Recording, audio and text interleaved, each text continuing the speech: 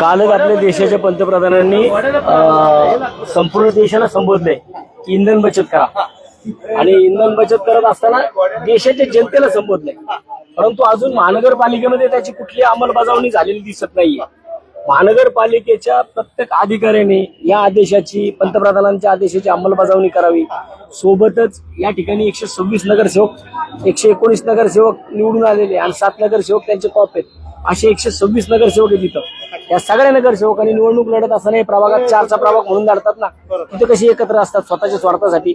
मग आता देशाच्या हितासाठी यांनी सगळ्यांनी, या नगरसेवकांनी इथं 4च्या गाडीत आलं पाहिजे, म्हणजे गाडीत बसताना 4 जण बसले पाहिजे।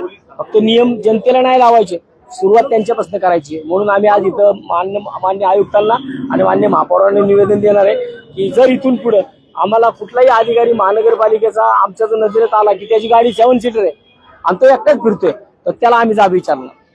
आज मुंबईचे शहराध्यक्ष आहेत भाजपचे, त्यांनी 30 गाड्यांचा ताफा या ठिकाणी मुंबईत नेला, या संदर्भात काय हे चुकीचं आहे ना। तुम्ही एका म्हणजे याचा अर्थ असा होतो की तुम्ही तुमचे पंतप्रधानांचे आदेश पाळत नाहीयेत। मग इथं या शहरामध्ये सुद्धा इथून पुढे जर या शहरामध्ये जर असे मंत्र्यांचे सुद्धा कुठे तापे दिसले तर शिवसेना म्हणून आम्ही त्यांना पण जाब विचारणार। पंतप्रधानांनी त्या दिवशी रात्री सांगितलं की प्रदेश डोळे टाळा, यानंतर स्वतः पंतप्रधान दुसऱ्या दिवशी रोड शो करत होते, या संदर्भात काय सांगणार? याच्यामध्ये अनेक लोकांनी बोलले, मान्य पंतप्रधानांवरती बोलणे इतकं मी मोठा नाही, परंतु मी माझ्या इथं माझे महापौर असतील, इथले मान्य आयुक्त असतील, यांना पहिल्यांदा आम्ही निवेदन द्यायला आलोय की कोणत्याही परिस्थितीमध्ये मान्य पंतप्रधानांच्या आदेशाची अंमलबजावणी यांनी करायला पाहिजे ना, नुसते आमच्या जनतेवरती करणार आहे। आता जनतेला सांगणार दुसऱ्या शिकवी ब्रह्मज्ञान स्वतः कोरडे पाषाण असं नकोय।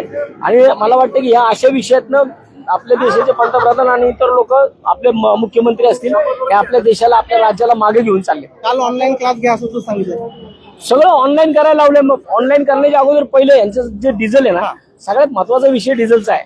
आणि हे जे काही लोक आहेत तिथले या महानगरपालिकेमधले जेवढे अधिकारी आहेत, हे अधिकारी हे एक सिंगल गाडी घेऊन फिरतात।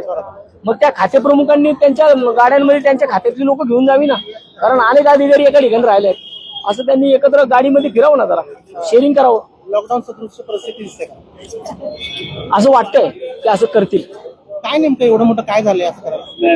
आता त्यांना कारण भेटलेत ना, आता निवडणुका झाल्या संपल्या, आता पुढे 2-3 वर्ष निवडणुका नाहीये, त्यामुळे आता हे सगळे अजून पेट्रोल डिझेलचे भाव थोड्या दिवसात वाढतील, सगळ्या गोष्टी वाढतील, ते आपल्याला बघायला मिळेल।